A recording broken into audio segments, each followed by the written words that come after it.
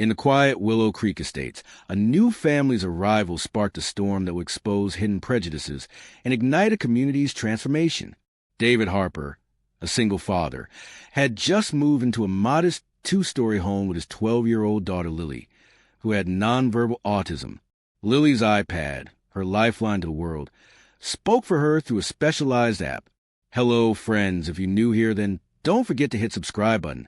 And if you like, then hit the like button also, and don't forget to tell me in the comments where you from watching this video.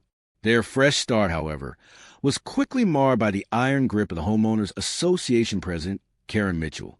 David, a remote graphic designer, was still unpacking when Karen, a sharp-tongued woman with a polished exterior, appeared at his door.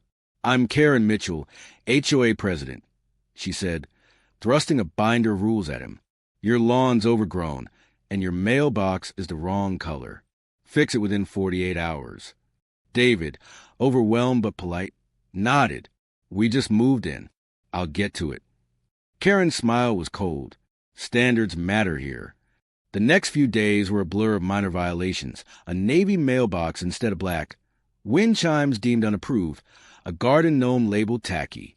Each notice, signed with Karen's precise cursive, felt like a personal attack. David juggled work and Lily's needs, repainting the mailbox and mowing the lawn while ensuring Lily felt safe in their new home. Lily, meanwhile, loved the oak tree in their yard, her iPad voicing, "Big tree, swing." David promised they'd hang one soon. The neighborhood's welcome barbecue offered a chance to connect, but it turned sour. Lily, overwhelmed by loud music, dropped to the ground, rocking with her noise-canceling headphones. David soothed her with her iPad's calming exercises, but Karen's voice cut through the crowd. Some parents can't control their kids.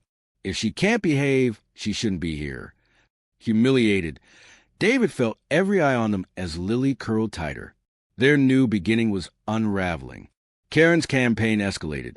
Daily notices, trash bins misplaced, bird feeders messy, piled up. Neighbor Emma, watering her roses, warned David. Karen's done this before. The last family had a son with Down syndrome. She hounded them until they left. David's stomach churned. She targets anyone different? Emma nodded. It's always property values. Be careful. One afternoon, as David helped Lily practice communication exercises on their lawn, Karen stormed up. "Your hose is the wrong shade," she snapped, then zeroed in on Lily's iPad. "Too much screen time. That's why she acts out." David's voice was steel. "That's her communication device. Lily's autistic. It's how she speaks." Karen scoffed. "I raised 3 normal kids without gadgets. Try parenting." David ordered her to leave. But the next morning, HOA stickers were glued to his windows. A petty act of defiance. Furious, he installed security cameras. The breaking point came on a sunny Saturday.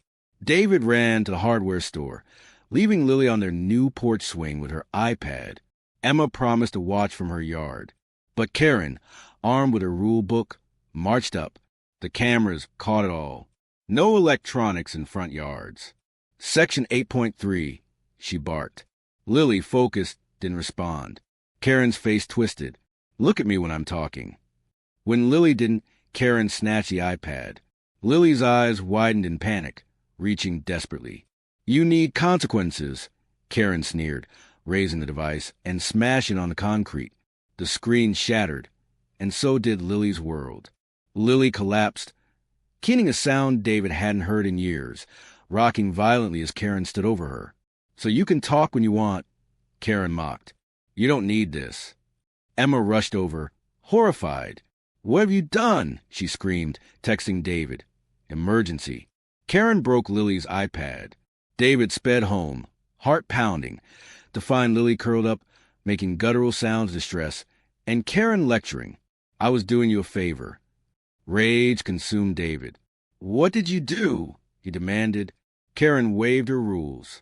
Enforcing Section 8.3, no devices in public view. David called 911, reporting destruction of property and assault on a disabled minor, mentioning the cameras. Karen's face greened. "You're calling the police on me? I'm the HOA president." As she ranted, Emma comforted Lily, who was rigid with trauma. Police arrived, and the footage sealed Karen's fate. Officers watched her smash the iPad and heard her callous justification. She needs discipline. Officer Daniels was blunt. That's destruction of property, and potentially a hate crime. Karen's bravado crumbled. A hate crime? My brother-in-law's a DA. When she swung her binder at an officer, they cuffed her as she screamed about police brutality and her authority. Neighbors gawked as she was led away. The video, shared with a disability rights advocate, went viral. 2 million views in 48 hours. Headline screamed, HOA Tyrant Destroys Autistic Girl's Voice. A fundraiser by Lily's teacher, Ms. Carter, soared past $50,000 for a new iPad, but the attention was double-edged. Strangers photographed their house, and former residents revealed Karen's history of targeting disabled families. She called our wheelchair ramp an eyesore. One wrote, "She reported our son's meltdown as a disturbance," said another. David grappled with his anger. "I want her to suffer," he admitted to Emma. "Is that wrong?" Emma's response was grounding. What does Lily need most? Lily, without her iPad, was withdrawn, using gestures and drawings to communicate. A loaner device helped, but it wasn't hers. Meanwhile, Karen faced charges: destruction of property, child endangerment, and assaulting an officer. In court, she pleaded not guilty, her polished image replaced by a subdued figure. At sentencing, David addressed the court. Karen didn't just break an iPad. She tried to silence my daughter. She's driven out families like ours for years. I don't want prison. I want change. He proposed 500 hours of community service at a center for disabled children, disability training, and restitution to inclusive programs. The judge added a mandate. Karen would help form an HOA inclusion board. Gasps filled the room. Some wanted harsher punishment. Others saw David's mercy as weakness. Months later, the community changed. The fundraiser hit $200,000, funding Lily's Voice, a program for communication devices. The HOA's bylaws were rewritten and inclusive events flourished. Karen, serving her hours, began to shift, quietly helping children at the center. She's different, Emma noted. Not just acting changed. Lily, with a new iPad, slowly reclaimed her voice, using a backyard swing to feel safe again. At the neighborhood's first inclusion festival, Lily stunned everyone. Tugging David's sleeve, she pointed to the microphone with her iPad. She spoke. "My name is Lily. People think I don't have a voice because I don't speak. I see everything. I feel everything. When my voice broke, I was scared. You helped me find it. Thank you." The crowd cheered, and David saw Karen, tearful at the back. For the first time, he felt healing was possible, not just for Lily, but for a community learning to listen. What do you think? Was David too lenient with Karen, or was his push for change the right call?